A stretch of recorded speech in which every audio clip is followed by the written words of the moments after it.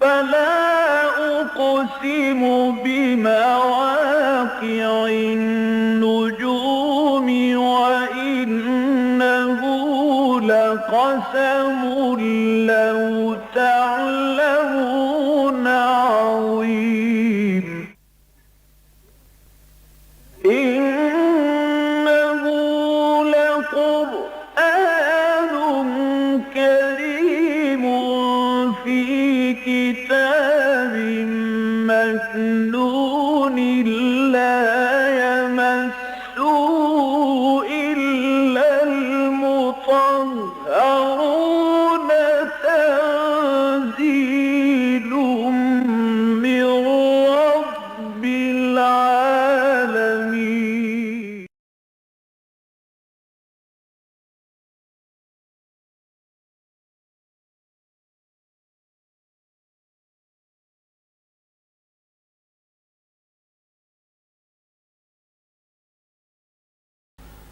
بسم الله الرحمن الرحيم فوجدا عبدا من عبادنا آتيناه رحمة من عندنا وعلمناه من لدنا علما قال له موسى هل أتبعك على أن تعلمني مما علمت رشدا قال إنك لن تستطيع معي صبرا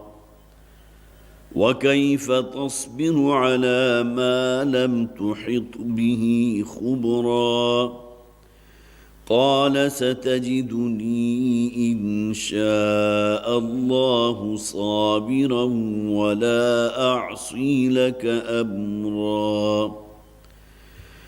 قال فإن اتبعتني فلا تسألني عن شيء حتى أحدث لك منه ذكرا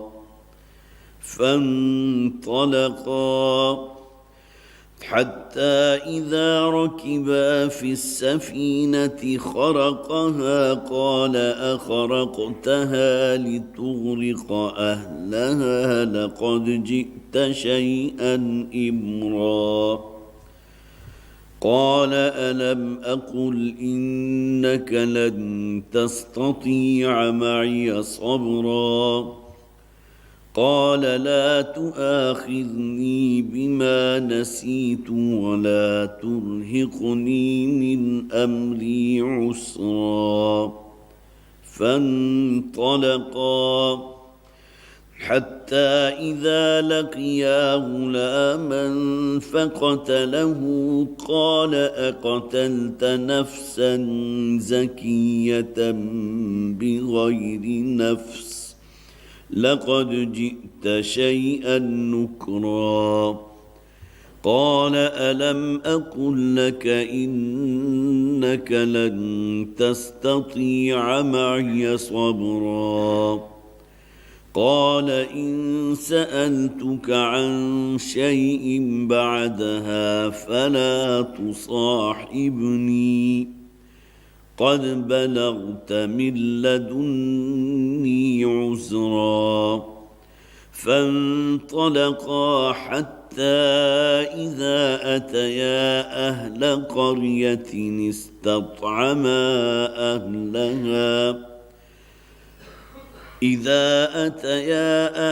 قرية استطعما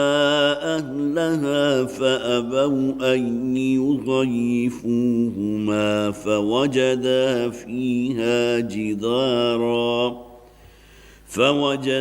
فيها جدارا يريد أن ينقض فأقامه قال لو شئت لاتخذت عليه أجرا قال هذا فراق بيني وبينك سأنبئك بتأويل ما لم تستطع عليه صبرا صدق اللہ العظیم. رب اشرح لی صدری ویسر لی امری واحلل عقدۃ من لسانی یفقہوا قولی. اللہم الہمنا رشدنا واعذنا من شرور انفسنا آمین یا رب العالمین. سورہ کہف ہمارے زیر مطالعہ ہے. حضرت موسیٰ علیہ السلام اور حضرت خضر کا واقعہ بڑی تفصیل سے یہاں بیان ہوا، اور یہ انہی سوالوں میں سے تھا جو ایک روایت کے موجب نبی اکرم صلی اللہ علیہ وسلم سے کیے تھے قریش مکہ نے یہودیوں کے سکھانے پر. اصحاب کہف کون ہیں، پھر یہ کہ حضرت موسیٰ اور حضرت خضر کا کیا واقعہ ہوا تھا، اور تیسرے یہ کہ روح کی حقیقت کے بارے میں کہ روح کی اصل حقیقت کیا ہے. جو آیات ہم نے پچھلی مرتبہ پڑھی تھی، صرف 2 آیات کو پھر تازہ کر لیجئے. وَمَنْ أَظْلَمُ مِمَّنْ ذُكِّرَ بِآيَاتِ رَبِّهِ فَأَعْرَضَ عَنْهَا. اس شخص سے بڑھ کر ظالم اور کون ہوگا کہ جسے اس کے رب کی آیات کے ذریعے تلقین کی گئی، واعظ و نصیحت کی گئی، اور ذریعہ کیا اختیار کیا گیا؟ اللہ کی آیات، قرآن حکیم کی آیات. وَمَنْ أَظْلَمُ مِمَّنْ ذُكِّرَ بِآيَاتِ رَبِّهِ فَأَعْرَضَ عَنْهَا. اس شخص سے بڑھ کر ظالم اور کون ہوگا جسے اس کے رب کی آیات کے ذریعے تلقین کی گئی، واعظ و نصیحت کی گئی، اور اس کے باوجود اس نے اعراض کیا. حضرت لبید رضی اللہ تعالی عنہ ایام جاہلیت میں بہت بڑے شاعر تھے، اور ان شعراء میں ان کا مقام تھا کہ جن کے کلام کو پھر بیت اللہ کے دروازے پر لٹکایا جاتا تھا. آپ نے 7 معلقہ کی اصطلاح سنی ہوگی. اصل میں یہ 7 شعراء تھے کہ جن کا سالانہ مقابلہ ہوا کرتا تھا، اور پھر ان میں سے جو بھی جیتتا تھا اس کے کلام کو پھر باقاعدہ آویزاں کر دیا جاتا تھا بیت اللہ کے دروازے پر، گویا کہ جو اس بات کی ضمانت ہوتی کہ اس سے بڑا اب شاعر اہل عرب میں موجود نہیں. حضرت لبید کا مقام وہ ہے. وہ حضور پر ایمان لے آئے. بعد میں کسی نے ان سے پوچھا کہ بھئی اب تم نے شعر کہنے چھوڑ دی، اور یہ واقعتاً یہی کچھ ہوا تھا کہ جب نبی اکرم صلی اللہ علیہ وسلم پر وہ ایمان لے آئے تو انہوں نے شعر گوئی کو ترک کر دیا. تو جب لوگوں کی طرف سے سوال کیا گیا کہ اب آپ شعر کیوں نہیں کہتے، تو حضرت لبید رضی اللہ تعالیٰ عنہ نے فرمایا ابعد القرآن، کہ کیا قرآن کے نازل ہونے کے بعد بھی کوئی گنجائش رہ جاتی ہے کہ میں شعر گوئی کروں. اس لیے کہ جہاں تک شعر کے جو معیارات ہیں اس حوالے سے بھی دیکھیں تو قرآن حکیم کے بارے میں جو ہے واقعتاً اس کا کوئی مد مقابل نہیں ہے. لوگوں میں اندر یہ بات موجود تھی. وہ کہتے تھے یہ شاعر کا کلام ہے کہ کاہن کا کلام ہے. اس لیے کہ شعر گوئی بھی اگر آپ اپنے اس کے تمام پورے کانٹیکسٹ میں دیکھیں تو وہ بھی ختم ہو جاتی ہے اس حوالے سے. تو حضرت لبید رضی اللہ تعالیٰ عنہ کا یہ قول کہ ابعد القرآن، کیا قرآن کے نازل ہو جانے کے بعد بھی کوئی گنجائش باقی رہ جاتی ہے شعر گوئی کی. اور اسی طرح سورہ مرسلات کے جو آخر میں فرمایا فَبِأَيِّ حَدِيثٍ بَعْدَهُ يُؤْمِنُونَ. یہ بھی گویا کہ ہمیں متنبہ کرنے کے لیے، ہمیں لرزانے کے لیے کہ اس قرآن کے بعد آیا کوئی اور شے یا کوئی اور کلام یا کوئی اور حدیث ایسی ہے جو ان کے اندر کوئی تبدیلی پیدا کر دے. وَمَنْ أَظْلَمُ مِمَّنْ ذُكِّرَ بِآيَاتِ رَبِّهِ فَأَعْرَضَ عَنْهَا. اس شخص سے بڑھ کر ظالم اور کوئی نہیں ہو سکتا کہ جسے اس کے رب کی آیات کے ذریعے واعظ و نصیحت کی گئی ہے، یاد دہانی کرائی گئی، تلقین کی گئی، لیکن اس کے باوجود انہوں نے اعراض کیا. اسی طرح پھر ہم نے وہ آیت بھی پڑھی تھی ربک الغفور ذو الرحمہ. بڑے پیارے الفاظ ہیں کہ آپ کا رب جو ہے وہ تو بڑا مغفرت فرمانے والا ہے، بے پایا رحمت کا حامل ہے. گویا کہ یہ سب سے بڑی امید جو انسان کو ہو سکتی ہے کہ اس کی گزشتہ زندگی خواہ وہ گناہوں سے کتنی ہی آلودہ کیوں نہ ہو، کتنی ہی بھری ہوئی کیوں نہ ہو، لیکن یہ کہ رب کی رحمت سے مایوس نہیں ہونا چاہیے.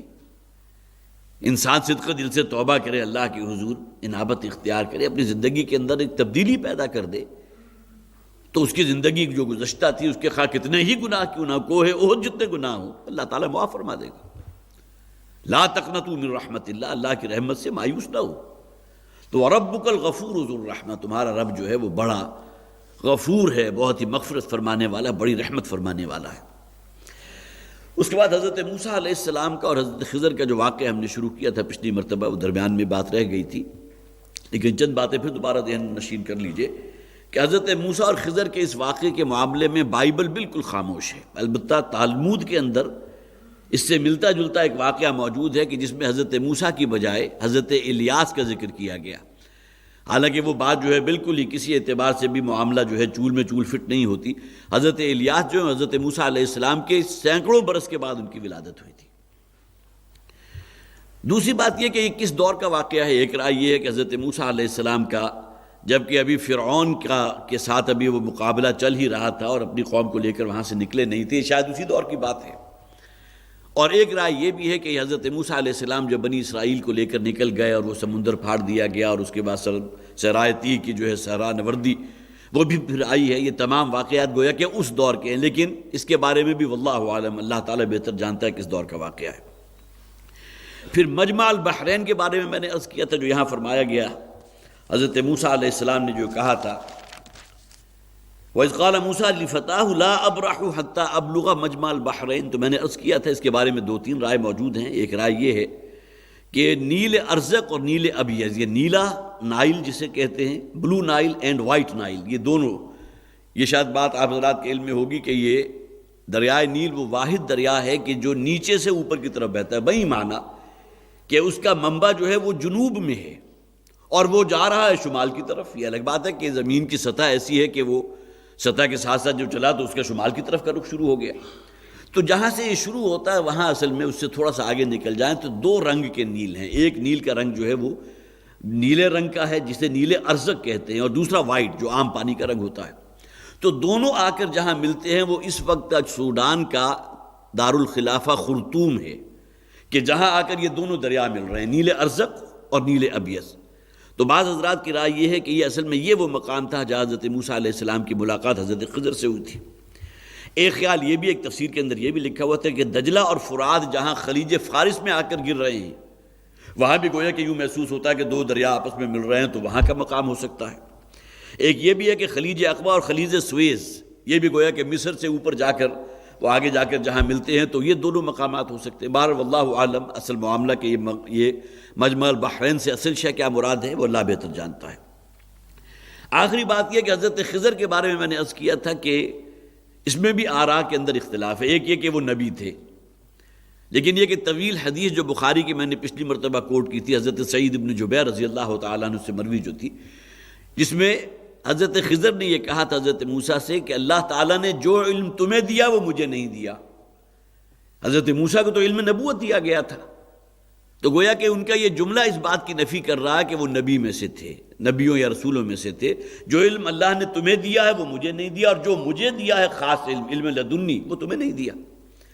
لہٰذا اس کے بارے میں تقریباً تمام تفاسیر جو ہے متفق ہیں کہ وہ انسانوں میں سے یا جنات میں سے نہیں تھے، بلکہ فرشتوں میں ان کا ایک مقام ہے، اور فرشتوں کے اندر بہت سے گریڈز ہیں۔ انہی میں کا ایک فرشتہ ہے جو اللہ تعالیٰ نے گویا کہ اپنے جو احکامات ہیں ان کی تنفیذ کے لیے کچھ معاملات اس کے سپرد کر رکھے، اور وہ انسانی شکل میں آ کر حضرت موسیٰ علیہ السلام سے ملا تھا۔ یہ چند باتیں میں نے آپ کے سامنے رکھ دی، اس لیے کہ جو واقعات آج ہم پڑھیں گے اس کے اندر حضرت خضر نے اس بات کی نسبت کہ جو انہوں نے کی، جو فعل کیا تھا، وہ اپنی طرف لیے۔ فَأَرَدْتُ أَنْ أَعِيبَهَا، تو میں نے ارادہ کیا، میں نے چاہا کہ اس کشتی کے اندر ایک شگاف نکال دوں، اس کا تختہ اکھاڑ دوں۔ فَأَرَدْنَا أَنْ يُبْدِلَهُمَا رَبُّهُمَا خَيْرًا مِنْهُ زَكَاةً وَأَقْرَبَ رُحْمًا،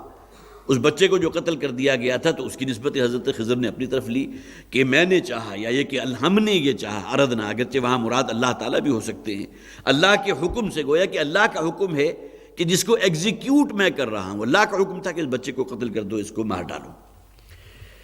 اب آئیے کہ باقاعدہ ہم اس کا مطالعہ شروع کرتے ہیں۔ صرف جو آیات ہم نے پڑھ لی تھی اس کا صرف ترجمہ تیزی سے کر لیتے ہیں اور اس کے بعد آگے پڑھیں گے۔ وَإِذْ قَالَ مُوسَىٰ لِفَتَاهُ لَا أَبْرَحُ حَتَّىٰ أَبْلُغَ مَجْمَعَ الْبَحْرَيْنِ أَوْ أَمْضِيَ حُقُبًا، اور جبکہ کہا موسیٰ نے اپنے ساتھی فتح حضرت یوشع ابن نون ہے کہ یہ واقعہ جو ہے یہ اس دور کا ہے جبکہ حضرت موسیٰ علیہ السلام بنی اسرائیل کو لے کر نکل گئے تھے۔ حضرت یوشع ابن نون علیہ السلام یہ بھی ان کے ساتھیوں میں سے ہیں، اور ان کا واقعہ جو ہے وہ واقعتاً اس کے دور کے بعد کی بات ہے۔ بنی اسرائیل کا جو دور تھا، غلامی والا دور، وہ نہیں تھا۔ لا ابرح حتی ابلغ مجمع البحرین او امضی حقبا، کہ میں تو نہیں چلوں گا جب تک کہ میں اس مقام تک نہ پہنچ جاؤں جہاں دونوں دریا آپس میں ملتے ہیں۔ او امضی حقبا، میں یہ برسوں سالوں چلتا رہوں گا۔ فلما بلغا مجمع بینہما نسیا حوتہما، جب وہ اس مقام پر پہنچ گئے تو اپنی مچھلی سے غافل ہو گئے۔ میں نے عرض کیا تھا کہ اللہ تعالیٰ نے حکم دیا تھا وحی کے ذریعے کہ ایک تلی ہوئی مچھلی اپنے ساتھ رکھ لینا، اور جہاں وہ زندہ ہو کر تمہارے توشہ دان سے باہر نکلے گی اور سمندر میں داخل ہو جائے گی تو وہ مقام ہے کہ جہاں تم انتظار کرنا اس بندے کا جس سے تمہاری ملاقات مقصود ہے۔ فاتخذ سبیلہ فی البحر سربا، تو مچھلی گویا کہ زندہ ہوئی اور اس نے اپنا رستہ جو ہے وہ سمندر میں پکڑ لیا ایک سرنگ لگا کر۔ فلما جاوزا قال لفتاہ آتنا غداءنا، جب وہ اس مقام سے آگے بڑھ گئے، تجاوز کیا انہوں نے، اب یہ وہ مقام تھا کہ جہاں انہیں رک کر انتظار کرنا تھا اس بندے کا، حضرت خضر کا۔ جب وہ آگے بڑھ گئے تو قال لفتاہ، تو انہوں نے اپنے اس ساتھی یوشع ابن نون علیہ السلام سے کہا، آتنا غداءنا، ذرا ہمارا وہ توشہ دان، ہمارا ناشتہ لے آؤ، لقد لقینا من سفرنا ھذا نصبا، ہمیں اب اس سفر میں کچھ تھکان محسوس ہونے لگی ہے۔ اس سے پہلے جب تک وہ مقام متعین نہیں آیا تھا تو کتنا عرصہ سفر کرتے رہے، اس میں کوئی تھکان نہیں ہوئی، لیکن جب آگے بڑھ گئے تو تھکان لاحق ہو گئی۔ قال ارأیت اذ اوینا الی الصخرۃ، میں تیزی سے ترجمہ اس لیے کر رہا ہوں کہ پچھلی مرتبہ ہم یہ پڑھ چکے ہیں۔ تو حضرت یوشع ابن نون نے کہا کہ جب کہ ہم اس چٹان کے قریب تھے، فإنی نسیت الحوت، تو میں اس مچھلی سے کچھ غافل ہو گیا، وما انسانیہ الا الشیطان ان اذکرہ، اور میں جو غافل ہوا تھا تو نہیں بلایا مجھے شیطان نے کہ میں اس کا آپ سے ذکر کرتا۔ گویا کہ شیطان نے کوئی ایسی غفلت طاری کر دی کہ میں آپ سے ذکر کرنا بھول گیا کہ اس مقام پر وہ مچھلی جو ہے زندہ ہوئی تھی، اس وقت آپ آرام فرما رہے تھے، سو رہے ہوں گے حضرت موسیٰ علیہ السلام۔ واتخذ سبیلہ فی البحر عجبا، اور اس مچھلی نے اپنا رستہ جو ہے سمندر میں پکڑ لیا۔ بڑی عجیب بات ہوئی ہے۔ قال ذلک ما کنا نبغ، اس پر حضرت موسیٰ نے کہا وہی تو بات تھی جس کی تلاش میں ہم نکلے تھے، وہی تو مقام تھا، یہی تو وہ شے جو ہم چاہتے تھے۔ فارتدا علی آثارہما قصصا، اور اس کے بعد وہ لوٹے اپنے قدموں کو دیکھتے ہوئے واپس اسی مقام تک۔ فوجد عبدا من عبادنا آتیناہ رحمتا من عندنا وعلمناہ من لدنا علما، اب وہاں پایا انہوں نے ہمارے بندوں میں سے ایک بندے کو کہ جسے ہم نے خاص اپنے پاس سے رحمت عطا فرمائی تھی اور خاص اپنی جانب سے ایک علم خاص عطا فرمایا تھا۔ اب یہ ہے اصل میں جس کے لیے وہ تمام جو ہے وہ جسے آپ کہیے وہ زینہ بزینہ وہاں تک معاملہ پہنچا کہ جو اصل مطلوب تھا حضرت خضر وہ وہاں موجود تھے۔ قال له، اب یہ بات بھی گویا کہ اس بات کی دلیل ہے کہ حضرت موسیٰ علیہ السلام جو ہیں جس بندے سے ملنے کے لیے نکلے تھے اور جو مقام جو وہاں طے ہوا تھا، فوجدا عبدا من عبادنا، اب یہ بھی اپنے بندوں میں سے ایک بندے کو، یہاں اگرچہ بہت سی اس بات کا امکان موجود ہے کہ حضرت خضر جو ہے وہ انسانوں میں سے تھے، عبد کا لفظ ہم صرف انسان کے لیے جانتے ہیں، جبکہ قرآن حکیم میں جنات کے لیے بھی عبد کا لفظ آیا، فرشتوں کے لیے بھی عبد کا لفظ آیا۔ قال له موسیٰ هل اتبعک علی ان تعلمنی مما علمت رشدا، تو حضرت موسیٰ علیہ السلام نے کہا حضرت خضر سے، جو بھی باہمی گفتگو ہوئی، ظاہر ہے کہ قرآن حکیم اس کی زیادہ تفصیل بیان نہیں کر رہا، کہ کیا میں آپ کی مصاحبت اختیار کر سکتا ہوں، آپ کے ساتھ رہ سکتا ہوں، علی ان تعلمنی مما علمت رشدا، اس لیے کہ میں آپ سے سیکھوں یا آپ سکھائیں مجھے وہ کچھ کہ جو اللہ تعالیٰ نے آپ کو رشد کا علم عطا فرمایا، خاص علم جو عطا فرمایا، اس سے میں کوئی استفادہ کرنا چاہتا ہوں، لہٰذا آپ مجھے اجازت دے دیجئے کہ میں آپ کی مصاحبت اختیار کر لوں، آپ کے ساتھ رہوں۔ قال انک لن تستطیع معی صبرا، تو حضرت موسیٰ علیہ السلام نے کہا کہ تم میرے ساتھ رہتے ہوئے صبر کو جو ہے وہ برداشت نہیں کر سکو گے، معاملات کو صبر سے کام نہیں لے سکو گے۔ وَكَيْفَ تَصْبِرُ عَلَى مَا لَمْ تُحِطْ بِهِ خُبْرًا، اور تم کیوں کر صبر پر قائم رہ سکتے ہو وہ شے کہ جس کے بارے میں تمہارے علم قاصر ہے، جو علم جو ہے جسے تم وہاں تک نہیں پہنچا سکتا کہ تمہیں اطمینان دے سکے، تو بظاہر احوال وہ واقعہ تمہارے لیے اتنا انوکھا ہوگا، اتنا اچنبھے والا ہوگا کہ تم صبر نہیں کر سکو گے۔ یہاں بھی محسوس ہوتا کہ حضرت خضر کو حضرت موسیٰ علیہ السلام کی اس طبیعت کا کچھ علم بھی تھا کہ ان کے اندر جو ہے وہ بہر الجلالی طبیعت ہے۔ فَوَكَزَهُ مُوسَىٰ فَقَضَىٰ عَلَيْهِ، ایک قبطی کو ایک گھونسا رسید کیا تھا اور اس کی جان لے لی تھی، جان جو ہے ارادتاً نہیں دی، وہ صرف یہ کہ وہ شخص جو ہے قبطی اسرائیلی پر ظلم کر رہا تھا، حضرت موسیٰ علیہ السلام درمیان میں مداخلت کی اور وہی کہیں بچاؤ کراتے ہوئے گھونسا اس کو جو مارا تو وہ جو فَقَضَىٰ عَلَيْهِ، اس کی موت وارد ہو گئی۔ تو وَكَيْفَ تَصْبِرُ عَلَىٰ مَا لَمْ تُحِطْ بِهِ خُبْرًا، اور تم کیوں کر صبر کر سکو گے، برداشت کر سکو گے اس شے پر کہ جس کے بارے میں تمہیں اختیار نہیں ہے، جس کی کوئی خبر تمہیں نہیں ہے۔ قَالَ سَتَجِدُنِي إِن شَاءَ اللَّهُ صَابِرًا وَلَا أَعْصِي لَكَ أَمْرًا، تو اس پر حضرت موسیٰ علیہ السلام نے کہا کہ تم اللہ نے اگر چاہا، انشاءاللہ یہاں جو ہے خاص طور پر نوٹ کیجئے کہ انشاءاللہ کی قید حضرت موسیٰ نے لگا دی، اس لیے کہ شاید ممکن ہے کہ انہیں بھی اپنی یہ جو ایک طبی اللہ تعالیٰ نے ان کی خلقت کے اندر رکھا ہوا تھا ایک جلالی کیفیت، تو اس کو ایک اندازہ تھا، تو انہوں نے اس کی نسبت اللہ کی طرف لی، اگر اللہ نے چاہا اور اللہ کو منظور ہوا تو میں آپ کی مصاحبت میں رہوں گا اور صبر سے کام لے سکوں گا، ولا اعصی لک امرا، اور آپ کے معاملے میں میں کسی حکم عدولی کا مرتکب نہیں ہوں گا۔ یہاں لفظ انشاءاللہ کو نوٹ کیجائے، اور جیسا کہ میں نے عرض کیا تھا یہ دو صورتیں جو قرآن حکیم کے بالکل وسط میں ہیں، سورہ بنی اسرائیل اور سورہ کہف، اس میں وہ الفاظ جو ہماری مجلسی زندگی کے اندر موجود رہنے چاہیے، سبحان اللہ ہے، الحمدللہ کے الفاظ ہیں، انشاءاللہ کے الفاظ ہیں، ماشاءاللہ کے الفاظ ہیں، یہ تمام الفاظ جو ہیں گویا کہ ان دو صورتوں نے ان کے احاطہ کیا ہوا ہے۔ سورہ بنی اسرائیل کے اندر سبحان الذی اسریٰ بعبدہ، سبحان اللہ کے الفاظ آپ کو وہاں ملیں گے۔ سورہ کہف کا آغاز ہوا الحمدللہ الذی انزل علی عبدہ الکتاب، الحمدللہ کے الفاظ ہیں۔ پھر یہ کہ جہاں ہم نے وہ باغ والوں کا قصہ پڑھا تھا، ما شاء اللہ ولولا اذ دخلت جنتک قلت ما شاء اللہ، کیوں نہیں ایسا ہوا کہ جب تم اپنے باغ میں داخل ہوئے تو تمہاری زبان پر ماشاء اللہ کے الفاظ ہوتے ہیں؟ یہ مجلسی الفاظ ہیں جس سے گویا کہ انسان اپنے ایمان کی تجدید بھی کرتا رہتا ہے۔ کاش کہ یہ الفاظ ہم شعوری طور پر اگر ادا کریں اپنی زبان سے تو واقعتاً ہمارے ایمان کی تجدید ہوگی۔ اسی طرح لا قوت الا باللہ، یہ بھی سورہ کہف کے اندر الفاظ آ گئے، اور انشاءاللہ کے الفاظ یہاں موجود ہیں، قال ستجدنی انشاء اللہ صابرا ولا اعصی لک امرا، اور ہم نے جو ہے وہ پہلے پڑھ لیا تھا کہ جس میں نبی اکرم صلی اللہ علیہ وسلم سے کہا گیا تھا ولا تقولن لشیء انی فاعل ذلک غدا الا ان یشاء اللہ، اے نبی صلی اللہ علیہ وسلم کبھی ایسا نہ ہو کہ آپ کسی بات کے بارے میں یہ کہیں کہ کل یہ کام میں کروں گا مگر انشاءاللہ کی قید کے ساتھ، اس لیے کہ وہ واقعہ خاص بہت سے حضرات شاید ممکن ہے موجود نہ ہوں کہ نبی اکرم صلی اللہ علیہ وسلم سے جب یہ سوالات کیے گئے تھے اصحاب کہف کے بارے میں، ذوالقرنین کے بارے میں، روح کی حقیقت کے بارے میں، تو حضور نے فرما دیا تھا کہ میں اس کا تمہیں کل جواب دے دوں گا۔ اور جسے آپ کہیے کہ کہیں وہ معاملہ ایسا ہو گیا کہ حضور نے انشاءاللہ نہیں کہا، کہ انشاءاللہ کہنا بھول گئے، تو روایات میں ہے کہ کئی ہفتے حضرت جبرائیل نہیں آئے، اور ادھر جو مشرکین مکہ تھے وہ تالیاں پیٹنے لگے۔ معلوم ہوتا ہے کہ محمد کا جو ساتھی تھا، بلکہ ایک شخص نے تو الفاظ شیطان کے استعمال کیے تھے، معاذ اللہ کہ محمد کا شیطان محمد کا ساتھ چھوڑ گیا صلی اللہ علیہ وسلم، بہت ہی نازیبا الفاظ اس نے استعمال کیے۔ تو نتیجہ کس بات کا تھا؟ اور اس کے اوپر پھر یہ ٹوک دیا گیا ولا تقولن لشیء انی فاعل ذلک غدا الا ان شاء اللہ، کسی شے کے بارے میں آپ یہ مت کہیے کہ کل میں یہ کام کروں گا مگر انشاءاللہ کی قید کے ساتھ۔ اور یہاں وہ جو ہے انشاءاللہ کے الفاظ الگ سے بھی آ گئے، قال ستجدنی انشاء اللہ صابرا ولا اعصی لک امرا، قال فإن اتبعتنی فلا تسألنی عن شیء حتی احدث لک منہ ذکرا۔ اس پر حضرت خضر نے کہا کہ ٹھیک ہے، اب اگر تم میرے ساتھ چلنے کے لیے تیار ہو اور یہ وعدہ کر رہے ہو کہ تم صبر سے کام لوگے، جذباتی نہیں ہوگے، کچھ سوال جواب نہیں کرو گے، تو فلا تسألنی عن شیء، تو کوئی شے مجھ سے مت پوچھنا، جو کام میں کروں گا وہ اللہ کے اذن سے کروں گا، اللہ کے حکم سے کروں گا، وہ تمہاری بات سمجھ میں آئے یا نہ آئے، لیکن تم نے مجھ سے کوئی سوال نہیں کرنا۔ اگرچہ یہاں تو موجود نہیں ہے لیکن یہ کہ بہرحال آگے بھی آگے یہاں بھی اگرچہ اشارہ کر دیا حتی احدث لک منہ ذکرا، یہاں تک کہ اس شے کی حقیقت کے بارے میں خود تمہیں بتا دوں۔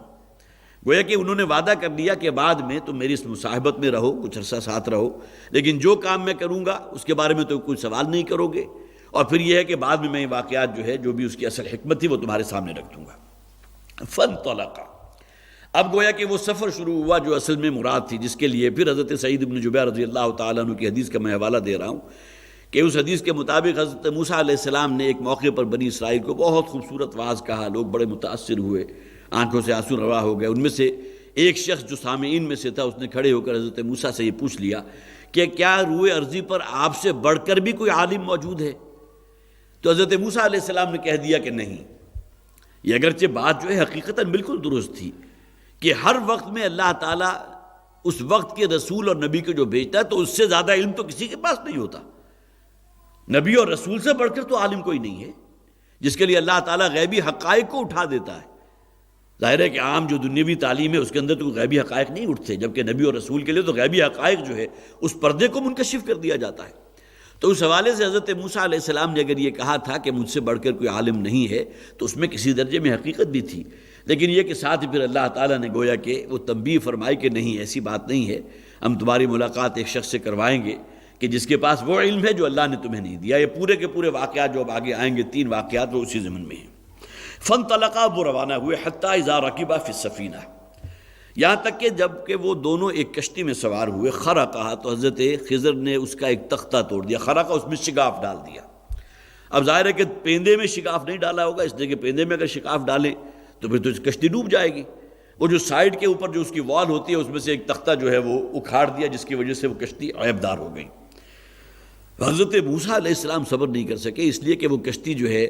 دو مسکین تھے بچے، آپ ٹین ایجرز کہہ دیجئے، ان کی ملکیت تھی، اور ظاہر ہے ان کی ذریعہ معاش تو وہی کشتی تھی،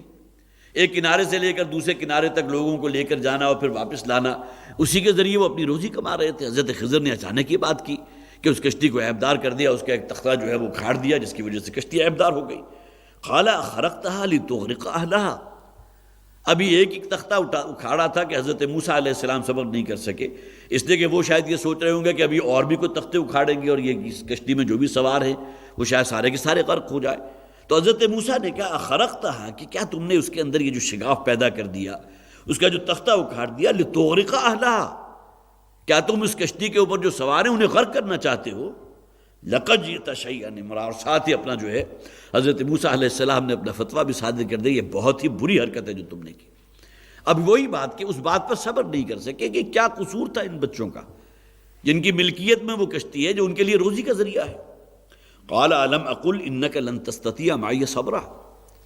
تو حضرت خضر نے فوراً توجہ دلا دی کہ ابھی تھوڑی دیر پہلے تو تم نے مجھ سے وعدہ کیا تھا کہ میں آپ سے کوئی سوال نہیں کروں گا، میں صبر سے کام لوں گا، برداشت کروں گا، ٹھیک ہے آپ بعد میں مجھے ان تمام حقائق کے بارے میں مطلع کر دیجیے گا، لیکن یہ کہ جب تک میں آپ کی مصاحبت میں ہوں، تم نے وعدہ کیا تھا کہ مجھ سے کوئی سوال نہیں کرو گے۔ تو حضرت خضر نے فرمایا قال الم اقل انک لن تستطیع معی صبرا، کہ میں نے تم سے کہا نہیں تھا کہ تم میرے ساتھ رہتے ہوئے ان معاملات پر صبر نہیں کر سکو گے، انہیں برداشت نہیں کر سکو گے۔ قال لا تؤاخذنی بما نسیت، حضرت موسیٰ علیہ السلام فوراً متنبہ ہو گئے، اس لیے کہ وہ ایک جذباتی کیفیت میں وہ الفاظ تو انہوں نے سوال بھی کر دیا اور ساتھ ہی اپنا تبصرہ بھی کر دیا کہ تم نے بہت ہی بری حرکت کی ہے، لیکن فوراً متوجہ ہو گئے اپنی جانب اور کہا قال لا تؤاخذنی بما نسیت۔ تو حضرت خضر سے حضرت موسیٰ علیہ السلام نے کہا کہ جو شے میں بھول گیا، میرے ذہن سے اچانک جو یہ بات اوجھل ہو گئی تھی کہ میں نے آپ سے وعدہ کیا تھا، تو جو شے میں بھول گیا اس کے معاملے میں لا تؤاخذنی، مجھ سے مواخذہ نہ کیجیے، اس میں مجھے جو ہے مورد الزام نہ ٹھہرائے، وہ شے مجھ سے بھول گئی تھی۔ وَلَا تُرْهِقْنِي مِنْ أَمْرِي عُسْرًا، اور دیکھیے میرے معاملے میں جو ہے مجھے کوئی مشقت میں نہ ڈالیں، اس لیے کہ بہرحال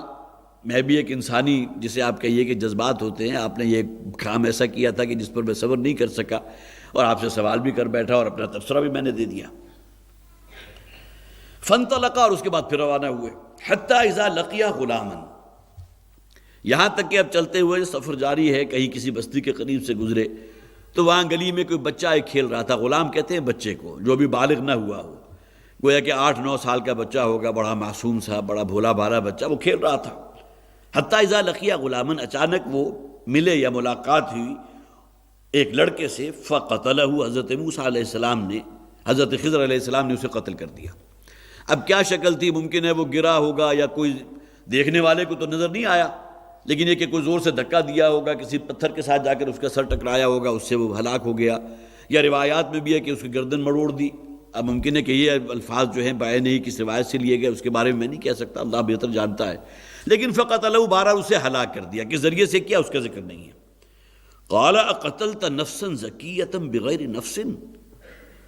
اب یہ بات پھر ایک بہت بڑا کوسچن مارک تھی حضرت موسیٰ علیہ السلام کے لیے۔ ایک معصوم بچہ کہ جو ابھی اپنے گویا کے اعمال کی بنیاد پر مکلف بھی نہیں ہے، وہی بات جو میں نے پچھلی مرتبہ عرض کی تھی کہ ایک ہے علم تشریعی، وہ عمل کہ جس کی بنیاد جو ہے علم تشریعی پر ہوگی کہ جس میں آپ نے شریعت کی خلاف ورزی کی تو آپ کے اوپر کوئی حد نافذ ہوگی، تعزیر ہوگی، لیکن یہاں معاملہ سارے کے سارے جو عالم تکوینی کے ہیں، یہ اللہ تعالیٰ کو معلوم ہے کہ جو وہ کام حضرت خضر کے ذریعے کروا رہا ہے اس میں کیا بہتری ہے، آگے اس کا ذکر بھی آ جائے گا۔ اور یہ میرے اور آپ کے لیے ایک بہت بڑی بات ہے کہ اللہ تعالیٰ نے کسی کو فرض کی جو اولاد دی ہے اور ابھی بچپنے ہی میں جو ہے وہ کہیں اس سے چھین بھی لی، تو ممکن ہے کہ بالکل لازم ہے کہ والدین کے دل کے اندر جو بھی جذبات ہوں گے، اللہ نے ایک بیٹا دیا تھا اور وہ اس طرح بچپن میں جو ہے مجھ سے جدا ہو گیا، لیکن یہ کہ یہ اللہ کو معلوم ہے کہ بچہ بڑا ہوتا تو کیا ہوتا، تمہارے لیے سہانے روح بن جاتا، جیسا کہ بعض اوقات ہوتا ہے کہ بڑھاپے میں والدین کے لیے ان کی نوجوان اولاد جو ہے سہانے روح بن جاتی ہے، اور کہا جاتا ہے کہ کاش کہ میں نے تمہیں نہ جنا ہوتا، اس سے بہتر تھا کہ میرے اولاد نہ ہوتی، یہ بھی کچھ بھی ہوتا ہے۔ حالانکہ وہی بچہ جب بچپن کا دور ہوتا ہے تو اس میں بڑا جو ہے وہ جسے آپ چاہیے بڑا لاڈلا بھی ہے، بڑا پیارا بھی ہے، سب کچھ ہے۔ تو یہ تمام چیزیں وہ جن کا تعلق عالم علم تکوینی سے ہے، اس کا معاملہ بالکل الگ ہے۔ جہاں تک معاملہ شریعت کا ہے تو حضرت موسیٰ علیہ السلام کی نگاہوں کے سامنے حضرت خضر نے یہ دونوں کام خلاف شریعت کیے تھے۔ اس تختے کا جو ہے اس کا ایک تختہ اکھاڑ دیا کشتی کا، خلاف شریعت کام، اس پہ سزا ملنی چاہیے۔ اور اسی طرح اس بچے کو جو بالکل معصوم بچہ ہے اس کو قتل کر دیا، فقتلہ، اس کو قتل کر دیا۔ قال قتلت نفسا زکیۃ بغیر نفس، کیا تم نے قتل کر دیا ایک بچے کو، معصوم کو، نفسا زکیۃ، معصوم بچہ جس کی زندگی میں ابھی شاید گناہ نام کی کوئی شے بھی نہیں ہوگی، اگر کچھ ہے بھی تو کوئی شرارتیں ہیں، شرارت بھی تلذذ نفس کے لیے ہوتی ہے، اس میں کوئی گناہ کا پہلو تو نہیں ہوتا۔ بغیر نفس، بغیر کسی جرم کے، یا یہ کہ اس بچے نے کسی کو قتل کیا ہوتا تو یہ بھی الگ بات ہے کہ نابالغ کے اوپر قصاص والی بات بھی نہیں ہو سکتی۔ تو یہ دونوں چیزیں وہاں موجود نہیں ہیں، اس کے باوجود تم نے اس بچے کو قتل کر دیا۔ لقد جئت شیئا نکرا، تم نے بہت ہی منکر کام کیا۔ پہلے تو تھا نا کہ بہت ہی غلط کام کیا، یہاں اس سے بھی آگے کی بات کر دی حضرت موسیٰ علیہ السلام نے، اس لیے کہ اس بات کو کیسے وہ برداشت کر سکتے تھے کہ ان کی نگاہوں کے سامنے ایک معصوم بچے کو ہلاک کر دیا، قتل کر دیا۔ لقد جئت شیئا نکرا، تم نے بہت ہی برا کام کیا۔ قال الم اقل لك انك لن تستطيع معي صبرا، اس پر پھر ٹوکا حضرت خضر نے کہ میں نے تم سے کہا نہیں تھا کہ میری معیت میں رہو گے تو تم صبر نہیں کر سکو گے، برداشت نہیں کر سکو گے۔ قال ان سألتك عن شيء بعدها، اب یہاں بھی حضرت موسیٰ علیہ السلام نے غالباً جسے کہتے ہیں سیلف اسیسمنٹ انہوں نے خود بھی کر لی کہ یہ معاملات تو اور آگے سے آگے جو ہے گمبھیر ہوتے چلے جا رہے ہیں۔ پہلے تو چھوٹا جرم تھا کہ تختی کے اندر وہ کشتی کے اندر جو ہے شگاف ڈال دیا، اب اس بچے کو قتل کر دیا، لہذا انہوں نے اپنی شکست تسلیم کر لی اور یہ کہا ان سألتك عن شيء بعدها، اب اس واقعے کے بعد اگر میں کوئی سوال بھی آپ سے کروں فلا تصاحبنی، تو آپ کو اختیار ہے کہ مجھے اپنی مصاحبت میں نہ رکھیں، گویا کہ مجھے اپنے سے جدا کر دیں۔ اس کے معنی یہ ہے کہ میں صبر نہیں کر سکتا، جو معاملات میری سمجھ میں نہیں آ رہے، آپ سے خواہ میں کتنا ہی وعدہ کروں، کتنی دفعہ توڑوں گا وعدہ۔ پہلی دفعہ تو حضرت موسیٰ نے عذر کر دیا کہ میں بھول گیا تھا، فوری طور پر میں نے وہ الفاظ کہہ دیے۔ اب دوسری مرتبہ پھر اعتراض کیا تو اب ظاہر ہے کہ اب تیسری مرتبہ کا امکان نہیں تھا، لہذا حضرت موسیٰ علیہ السلام نے کہا قال ان سألتك عن شيء بعدها، کہ اگر اس کے بعد میں نے آپ سے کوئی سوال کیا فلا تصاحبنی، تو آپ مجھے اپنی مصاحبت میں نہ رکھیں، پھر گویا کہ میں معذور ہوں گا، میں پھر آپ کے ساتھ نہیں دے سکتا اور آپ کو اختیار ہے کہ مجھے الگ کر دیں۔ قد بلغت من لدنی عذرا، اس لیے کہ پھر آپ میری طرف سے مقام عذر کو پہنچ چکے، پھر مجھے کوئی اعتراض نہیں ہوگا آپ کے ساتھ مصاحبت نہ اختیار کرنے کا۔ فانطلقا، اب یہ ایک تیسرا واقعہ باقی ہے، پھر وہ سفر شروع ہوا، پھر آگے چلے۔ حتی اذا اتیا اہل قریۃ استطعما اہلہا، یہاں تک کہ جب وہ ایک بستی میں پہنچے تو وہاں کے جو رہنے والے تھے، یہاں بہت بحث کی ہمارے مفسرین نے کہ آیا انہوں نے خود کو کھانا طلب کیا تھا یا یہ کہ اس حال میں پہنچے کہ بھوک کی وجہ سے نقاہت تھی اور لوگوں کو از خود جو ہے ان پر رحم آ جانا چاہیے تھا اور وہ انہیں جو ہے کھانا خود دے دیتے، جس طرح بہرحال یہ بنیادی چیزوں میں سے جس کے بارے میں نبی اکرم صلی اللہ علیہ وسلم نے من کان یؤمن باللہ والیوم الآخر فلیکرم ضیفہ، جو شخص بھی اللہ پر اور آخرت پر ایمان رکھتا ہے تو اسے چاہیے کہ جو مہمان اللہ نے بھیجا ہے یا جس کی جو ہے مہمانداری اسے نصیب ہو رہی ہے اس کا اکرام کرے، اس کو کھانے پینے کو دے، اس کو پیاس کو رفع کرے، اس کی آرام اور استراحت کا خیال رکھے۔ یہ تو حضور فرماتے ہیں کہ اگر کسی شخص میں ایمان موجود ہے اللہ پر اور آخرت پر تو لازماً اس کا مظہر یہ ہونا چاہیے۔ اب اس کے برعکس کیا بات ہوئی کہ جب اس بستی میں پہنچے تو استطعما اہلہا، تو وہاں سے ان لوگوں سے کھانا کچھ طلب کیا یا مانگا کہ بھوکے۔ اب یہ ظاہر ہے کہ یہ بھی اصل میں اس بستی والوں کے امتحان کے لیے ہوگا کہ آیا کچھ یہاں کے رہنے والوں کے اندر کوئی رحم دلی، کوئی خدا خوفی موجود ہے بھی یا نہیں۔ فَأَبَوْا أَن يُضَيِّفُوهُمْ، اب وہ ایسی کوئی بدبختوں کی بستی تھی کہ وہاں کسی نے انہیں گھاس نہیں ڈالی اور انہوں نے انکار کر دیا ان کو کچھ کھانے پینے کے لیے کوئی شے دینے سے، ان کی ضیافت یا ان کی مہمان نوازی۔ فَأَبَوْا أَن يُضَيِّفُوهُمْ، انہوں نے انکار کر دیا اس سے۔ فَوَجَدَ فِيهَا جِدَارًا، اب بستی کے مکین تو اس اخلاقی پستی میں مبتلا ہے کہ جسے آپ کا یہ بنیادی رمق جو ہوتی ہے کوئی رحم دلی کی، کوئی اجنبی آ گیا، کہیں دور کا جو ہے چلتا پھرتا مسافر آ گیا، کہیں وقت کا بھوکا آ گیا، تو انسان خواہ کتنا ہی کٹھور دل کیوں نہ ہو، کچھ نہ کچھ جو ہے انسان کے اندر مائل ہو جاتی ہے، اس کی طبیعت اس کھانے پینے کو دے دے۔ کسی بھوکے کسی حیوان کو دیکھ کر بھی انسان جو ہے اس کے اندر وہ جذبہ جاگ اٹھتا ہے۔ یہاں ایسے بدبخت بستے والے کہ کسی نے کوئی شے کھانے کو نہیں دی، اسی طرح بھوکے پیاسے آگے چل پڑے۔ فوجد فیہا جدارا یرید ان ینقض فاقامہ، راہ چلتے انہیں ایک دیوار نظر آئی کہ جو گرا چاہتی تھی، ان ینقض، گویا کہ وہ کہیں جو ہے اس کی بنیاد ہل گئی ہوگی یا کہیں پانی مر گیا ہوگا جس کی وجہ سے وہ ٹیڑھی ہو گئی، کہ مکان کی دیوار ہوگی، یہاں تفصیل نہیں ہے، تو وہ گرا چاہتی تھی ان ينقض فاقامہ، تو حضرت خضر نے اس کو تھوڑی سی محنت کی اور اس کو سیدھا کر دیا۔ اب یہ بھی بڑی انوکھی بات تھی کہ بستی والے جو ہیں وہ ان کی تو شقاوت کا وہ عالم کہ ہم نے خود ان سے مانگا کہ بھئی کئی وقت کے بھوکے ہیں، کوئی کھانا دو ہمیں، کوئی پینے کے لیے پانی دو، انہوں نے انکار کر دیا۔ اور یہاں تمہارا یہ معاملہ کہ ان کی جو ایک دیوار کہیں اس کی مکین رہنے والے، وہ مکین جو ہے اسی بستی کا باشندہ تھا نا، جس کے گھر کی دیوار کو تم نے سیدھا کیا، فاقامہ، تو اس کو سیدھا کر دیا۔ قال لو شئت لاتخذت علیہ اجرا۔ اب یہ تیسرا سوال پھر جو آخری ہو سکتا تھا، جسے آپ کہیے آخری دن کا، وہ حضرت موسیٰ علیہ السلام نے پھر اعتراض کر دیا کہ بستی کے رہنے والے اس درجے، جسے آپ کہیے کہ وہ انتہائی مہمانداری کے لیے بھی تیار نہیں، اور دوسری طرف وہاں تم نے اتنی محنت کر کے، یا اگرچہ روایت میں ہے کہ حضرت خضر نے اشارہ کیا ہاتھ سے اور وہ دیوار جو ہے سیدھی ہو گئی، یا فرض کیجئے کہ فزیکلی بھی اس کو جو ہے کچھ محنت کر کے اس کو سیدھا کر دیا۔ لو شئت لاتخذت علیہ اجرا، کہ اگر آپ چاہتے، حضرت موسیٰ نے کہا حضرت خضر سے، اگر آپ چاہتے تو اس کو سیدھا کرنے کے عوض ان سے آپ کو اجرت وصول کی جانی چاہیے تھی۔ چلیے اجرت نہیں تو کم سے کم اس کے بدلے کو کھانا تو یہ دیتے۔ لو شئت لاتخذت علیہ اجرا قال ھذا فراق بینی و بینک۔ یہ سارے کے سارے معاملات جو تھے وہ تو اصل میں تعلیم کے لیے تھے نا۔ اور ایک واقعہ پہلے جب وہ بچے کو قتل کیا تھا تو حضرت موسیٰ علیہ السلام نے کہہ دیا تھا کہ اب اگر میں کوئی سوال کروں تو آپ کو اختیار ہے کہ مجھے اپنے سے الگ کر دے، اب گویا کہ میں آپ کی مصاحبت کے قابل نہیں ہوں۔ لہٰذا یہاں حضرت خضر نے کہا قال ھذا فراق بینی و بینک، حضرت خضر نے فرمایا کہ اب یہاں معاملہ میرا اور تمہاری جدائی کا ہے۔ اب یہ ان معاملات میں تم صبر نہیں کر سکے، اس کے معنی یہ ہے کہ مستقبل جو ہے وہ بہت ہی مخدوش ہے اور تمہاری طرف سے بار بار یہ سوالات ہوں گے، لہٰذا جیسا کہ تم نے پچھلی مرتبہ کہہ دیا تھا کہ اب اگر میں کوئی سوال کروں تو آپ مجھے اپنے سے جدا کر دیجئے، تو اس کے اوپر گویا کہ عمل پیرا ہو گیا حضرت خضر، انہوں نے فرمایا قال ھذا فراق بینی و بینک، یہاں اب تمہارے اور میرے درمیان اب جدائی کا وقت آ گیا ہے۔ سأنبئک بتأویل ما لم تستطع علیہ صبرا، لیکن یہ کہ جیسا کہ پہلے ہم نے پڑھا بھی تھا، جیسا کہ انہوں نے وعدہ کیا تھا، میں تمہیں بتا دوں گا اصل حقیقت ان تمام واقعات کی کہ جس پر تم صبر نہیں کر سکے تھے۔ اب پھر اس بات کو ذہن میں رکھ لی کہ یہ تمام معاملات جو ہیں اللہ تعالیٰ کے علم تکوینی کی بنیاد پر ہیں۔ اللہ کو معلوم ہے کہ کیا شے ہونے والی ہے۔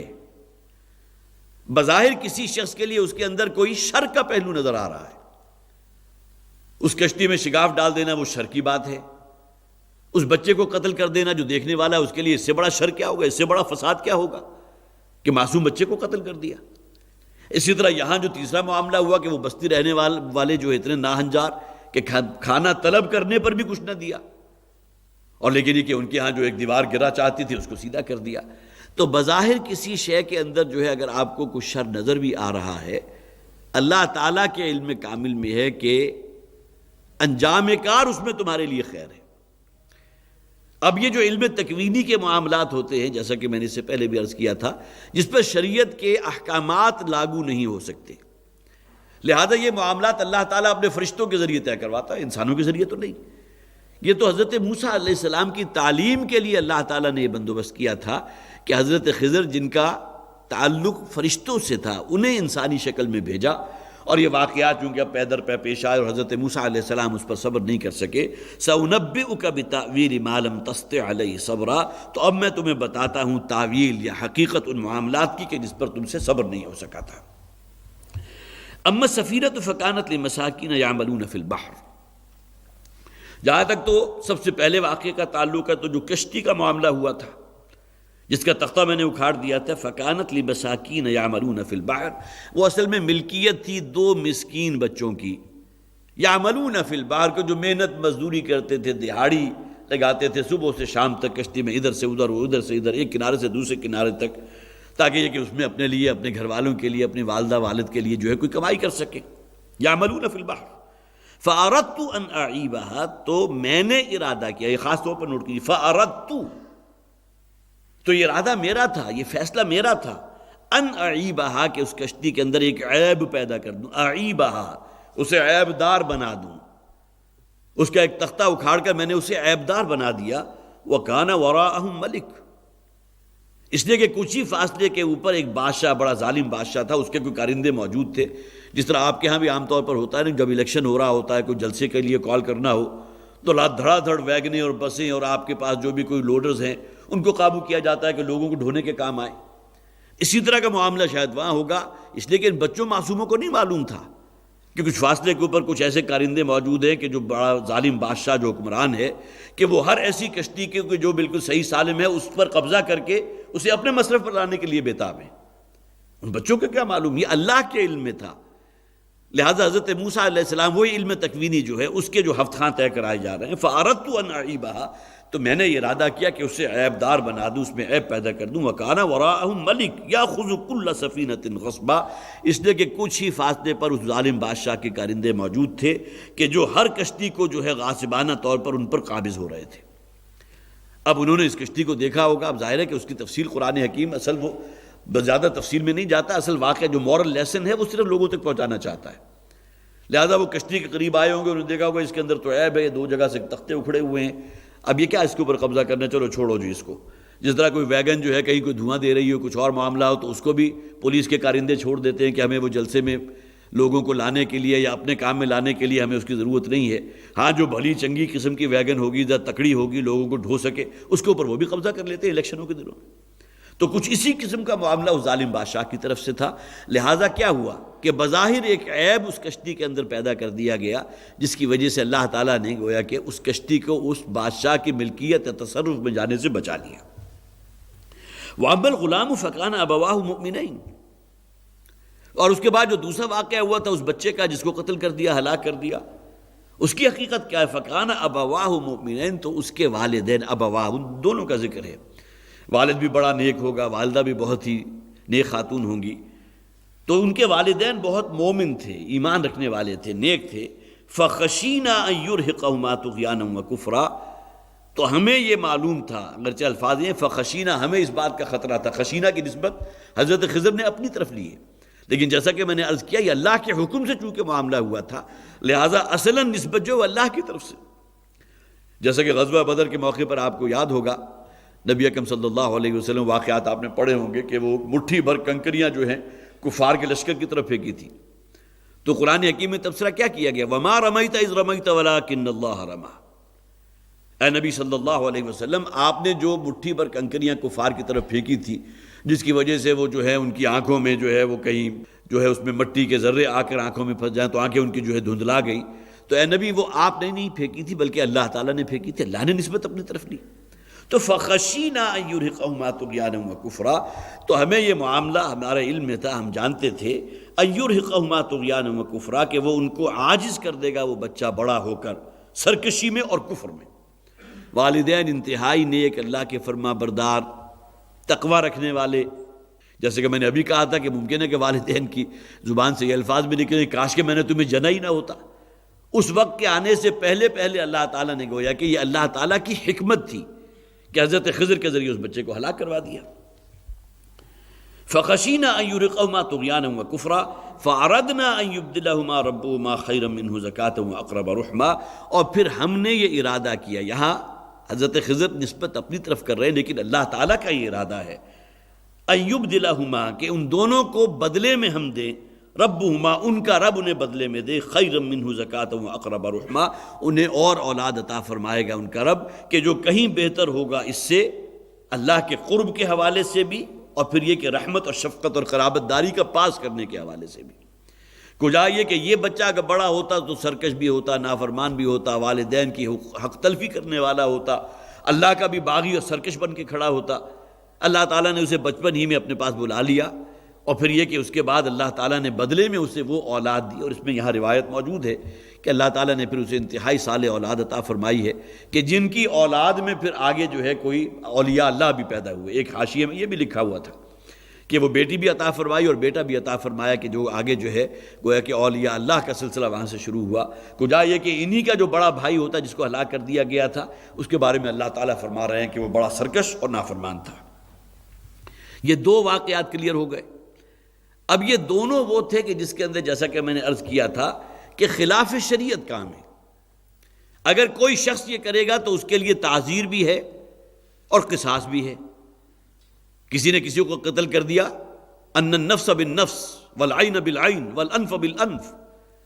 جان کے بدلے جان ہے، آنکھ کے بدلے آنکھ ہے، ناک کے بدلے ناک ہے۔ یہ قصاص کا قانون جو ہے عدل و انصاف والا قانون، وہ تو ہمارے دین کی جڑ اور بنیاد ہے۔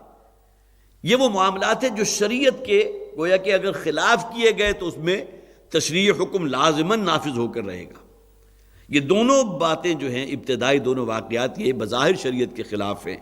لیکن جیسا کہ میں نے عرض کیا تھا کہ یہ کام اللہ تعالیٰ اپنے فرشتوں کے ذریعے کروا رہے ہیں، حضرت خضر کے ذریعے، اور اللہ کی حکمت میں ہے کہ ان میں اس شخص کے لیے، ان بچوں کے لیے جن کی وہ کشتی تھی، یا یہ والدین جو تھے ان کے لیے جو ہے جو معاملہ ہونے والا تھا، اللہ تعالیٰ نے اس بات سے انہیں بچا لیا۔ وَأَمَّا الْجِدَارُ فَكَانَ لِغُلَامَيْنِ يَتِيمَيْنِ، اب جو آخری واقعہ تھا اس کی حقیقت بھی بیان کر دی، اور جہاں تک اس دیوار کا معاملہ تھا،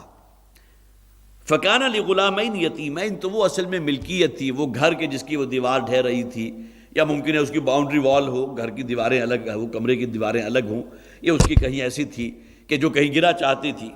فَكَانَ لِغُلَامَيْنِ يَتِيمَيْنِ، کہ جو دو غلام بچوں کی ملکیت تھی، فی المدینۃ، اس شہر کے رہنے والے، وَكَانَ تَحْتَهُ كَنْزٌ لَهُمَا، اور یہاں ان کے والد نے مرنے سے پہلے جو بھی کمائی ہوتی، ظاہر ہے کوئی بینک وغیرہ تو تھے نہیں، لہذا وہ اپنی جو بھی کمائی تھی کسی گھڑے کے اندر اس کو بند کر کے اس کو جو ہے کہیں کھڈا کھود کر کہیں دفنا دیا، اور ذہن میں ہوتا ہے کہ جب یہ بچے بڑے ہو جائیں گے کسی کو وصیت کر جاؤں گا، یا یہ کہ وصیت اسی بچے کو کر دی جب تم بڑے ہو جاؤ، تو پھر یہ کہ جب اپنے پیروں پر کھڑے ہو جاؤ تو یہاں کھود کر اس گھڑے کو برآمد کر لینا، اور اس کے اندر تمہارے لیے جو میں نے رقم پر پس انداز کی تھی، کوئی سونے ہوں گے، کوئی رقم ہوگی، درہم و دینار ہوگی، اس کو نکال لینا۔ تو ان کا والد جو ہے وہ بھی ایک آدمی تھا، اس نے اپنے اولاد کے لیے کہیں اسی طرح کا معاملہ کیا تھا کہ وہ دیوار کو جو گرا چاہتی تھی اس کی کہیں بنیاد کے اندر کوئی خزانہ موجود تھا کہ جو اپنی بچوں کی مستقبل کے لیے اس نے دبا رکھا تھا۔ فَكَانَ لِغُلَامَيْنِ يَتِيمَيْنِ فِي الْمَدِينَةِ، وہ دیوار ملکیت تھی اس شہر کے رہنے والے دو بچوں کی جو یتیم بچے تھے، وَكَانَ تَحْتَهُ كَنْزٌ لَهُمَا، اور اس دیوار کے نیچے اس کی بنیادوں میں ان کے لیے ایک خزانہ موجود تھا جو اس کے والد نے کہیں جمع کیا تھا۔ وَكَانَ أَبُوهُمَا صَالِحًا، اور قرآن اس بات کو بھی تسلیم کر رہا ہے کہ اس کے والد جو تھے، اس کے والد جو تھے وہ بہت ہی نیک اور صالح شخص تھے۔ فَأَرَادَ رَبُّكَ أَن يَبْلُغَا أَشُدَّهُمَا وَيَسْتَخْرِجَا كَنْزَهُمَا، تو تمہارے رب کا یہ فیصلہ ہوا، تمہارے رب کا یہ ارادہ تھا کہ وہ دونوں اپنی بلوغت کو پہنچ جائیں، اب ان یبلغا اشدہما، شدت کو پہنچ جائے، مراد یہ کہ اپنی جو عہد طفولیت سے اس سے نکل کر عہد بلوغت میں جب داخل ہو جائیں، وَيَسْتَخْرِجَا كَنْزَهُمَا، اور اس کے بعد وہ اس خزانے کو نکالیں۔ اب ظاہر ہے کہ اب اگر یہ دیوار کہیں گر پڑتی تو خزانہ ایکسپوز ہو جاتا، راہ چلتے والے کو اگر کہیں نظر آتا کہ یہ اندر تو ایک مٹی کا گھڑا بنا ہوا ہے، اور اس وقت جو ہے لوگوں کو یہ معلوم تھا کہ اس کے اندر جو ہے اس طرح، جس طرح آپ کو شاید یہ بات علم میں ہو کہ جب یہ ہمارے ہاں یہ تقسیم ہوئی تھی ہند و پاک کی، تو یہاں بہت سے گھر ایسے تھے، خاص طور پر یہ پرانی حویلیاں جو تھیں اندرون شہر کی، کہ جہاں ان ہندوؤں نے، ہندو بنیا ذہنیت آپ کو معلوم ہے، اپنی زندگی بھر کی جو کمائی تھی وہ کہیں جو ہے دبا کر صندوق میں بند کر کے، یا یہ کہ زمین کھود کر گھڑوں کی شکل میں رکھی ہوئی تھی، جو بعد میں لوگوں نے پھر اپنے گھروں، اپنے جو گھر جو انہیں ملے جن پر وہ پھر بہرحال قابض ہوئے، ان کے جب فرش کھودے ہیں تو اس کے اندر سے وہ گھڑے بھی برآمد ہوئے، اس کے اندر خزانے بھی نکلے، اس لیے کہ انہوں نے آئندہ وقتوں کے لیے اور کوئی حفاظت کی شے نہیں تھی، چوروں سے، ڈاکوؤں سے بچانے کے لیے یا ضائع ہونے سے بچانے کے لیے وہ یہی کیا کرتے ہیں، زمین کھود کر کسی لکڑی کے صندوق کے اندر جو ہے اس کو دفن کر دیا، اور پھر اچھے وقتوں کا انتظار کرنے لگے، جب ضرورت ہوگی ہم یہاں سے برآمد کر لیں گے۔ تو یہ تو گویا کہ جسے آپ کہیے کہ بالکل ماضی قریب میں بھی یہ باتیں ہوتی رہیں، اور یہ واقعات جو ہے یہ تو بہت پہلے کے، ہزاروں برس پہلے کے واقعات ہیں۔ تو اس سے پہلے کہ کسی کی نظر پڑتی اس دیوار کے گرنے کے بعد کہ یہاں کوئی دفینہ، خزانہ یا گھڑا موجود ہے، اور بدنیتی کے ساتھ جو ہے وہ اس کو نکال لیتا، تو اللہ تعالیٰ نے اس کا اہتمام فرمایا کہ حضرت خضر کے ذریعے اس دیوار کو بالکل سیدھا کر دیا، ان یبلغا اشدہما، تاکہ وہ دونوں بچے جو ہیں اپنی بلوغت کی عمر کو پہنچ جائے، اپنی جوانی کو پہنچ جائیں، وَيَسْتَخْرِجَا كَنْزَهُمَا، اور ان کے والد نے جو خزانہ ان کے لیے وہاں جو دفینے کی شکل میں دبا رکھا تھا وہ اس کو نکال لیں وہاں سے، رحمتا من ربک، یہ تمہارے رب کی رحمت کے مظاہر ہیں۔ ان والدین کے لیے بھی تمہارے رب کی رحمت ہی تھی کہ اس بچے کو عہد طفولیت ہی میں اپنے پاس بلا لیا، اس کشتی والے جو بچے تھے ان کے لیے بھی تمہارے رب کی رحمت تھی کہ اس کے اندر شگاف پیدا کر دیا، جس کی وجہ سے وہ ظالم حکمران اور بادشاہ کے تصرف میں جانے سے بچ گئی۔ اسی طرح یہ بھی تمہارے رب کی رحمت کا ایک ظہور ہے کہ اللہ تعالیٰ نے ان کے لیے بندوبست فرمایا کہ اس دیوار کو سیدھا کروا دیا، تاکہ یہ کہ وہ بڑے ہو کر اپنے اس دفینے کو برآمد کر سکے، رحمتا من ربک وما فعلتہ عن امری، اور یہاں انہوں نے صاف کہہ دیا یہ تینوں کام جو کیے وہ میں نے اپنے اختیار سے نہیں کیے، یہ اللہ کے حکم سے کیے۔ اور وہی بات جیسا کہ میں نے عرض کیا تھا کہ علم جو جہاں تک معاملہ تشریعی معاملات کا ہے وہ بالکل دوسرے ہیں، وہاں تو حد بھی نافذ ہوگی اور تعزیر بھی ہو کر رہے گی، لیکن جہاں تک معاملات ہیں تکوینی نوعیت کے، وہ ظاہر ہے کہ وہ انسان کے اس احاطے میں نہیں آتے، نہ اس کے بارے میں خبر ہوتی ہے. جیسا کہ حضرت موسیٰ علیہ السلام کو کچھ معلوم نہیں تھا کہ جو کچھ انہوں نے کیا تو ان میں اس کے رب کی حکمت کیا تھی. حضرت موسیٰ کو تو وہ بچہ جو ہے معصوم اور بھولا بھالا بچہ نظر آیا کہ جس کو ہلاک کر دیا، اور اپنے جذبات پر قابو نہیں رکھ سکے، فوراً سوال بھی کر دیا. تو یہ تمام چیزیں گویا کہ بظاہر احوال عسیٰ ان تحبوا شیئا وہو شر لکم. قرآن حکیم اس حوالے سے اور بہت سے مقامات پر ان حقائق کو کھولتا ہے کہ ممکن ہے کہ تم کسی شے کے بارے میں اسے پسند کرو کہ وہ تمہاری ہو جائے، اس کے لیے تمہارے اندر بڑے پازیٹیو جذبات ہوں، جبکہ اللہ تعالیٰ کو معلوم ہے وہو شر لکم، اللہ کو معلوم ہے کہ اس میں تمہارے لیے بڑا مضرت کا پہلو ہے، بڑا شر ہے، بڑا نقصان ہے. بظاہر تمہیں اپنے لیے جو ہے اس کے اندر بڑی خوبصورتی نظر آ رہی ہے، اور اس کے بالکل برعکس بھی ہے، کسی شے کو تم اپنے لیے انتہائی ناپسند کرو اور اللہ کے علم کامل میں ہے کہ اس میں تمہارے لیے خیر بھی ہے اور بھلائی بھی ہے. رحمت من ربی کے تمام تمہارے رب کی رحمت کا ظہور ہے. وما فعلتہ عن امری، اور یہ جو کام کیے وہ میں نے اپنے اختیار سے نہیں کیے، اپنے حکم سے نہیں کیے. ذالک تأویل ما لم تستطع علیہ صبرا، یہ ہے اصل میں تعویل اور حقیقت ان معاملات کی جن پر تم صبر سے کام نہ لے سکے. یہ اصل میں پھر اسی بات کو ذہن میں رکھیے کہ اللہ تعالیٰ کے معاملات تکوینی عالم میں کچھ اور ہوتے ہیں، لہذا جو ایمان کی اصل حقیقت ہے وہ کیا ہے؟ ما اصاب من مصیبت الا باذن اللہ. کوئی بڑے سے بڑا واقعہ، بڑے سے بڑا حادثہ، پریشانی، مصیبت، تکلیف اللہ کی طرف سے آئی ہے. ایمان بنیادی شے از خود نہیں آ گئی، اللہ کے حکم کے بغیر کچھ نہیں ہوا. اور اللہ تعالیٰ نے اگر یہ شے میرے لیے آزمائش کے طور پر رکھی ہے تو یقیناً اس میں میرے لیے بہتری اور بھلائی ہے. ایمان کا تقاضا یہ ہے، بظاہر تمہیں کسی شے کے اندر کتنی ہی شر والا پہلو نظر آ رہا ہو، لیکن اللہ کے علم کامل میں ہے کہ اس میں تمہارے لیے خیر موجود ہے. بارک اللہ لی ولکم فی القرآن العظیم ونفعنی وإیاکم بالآیات والذکر الحکیم.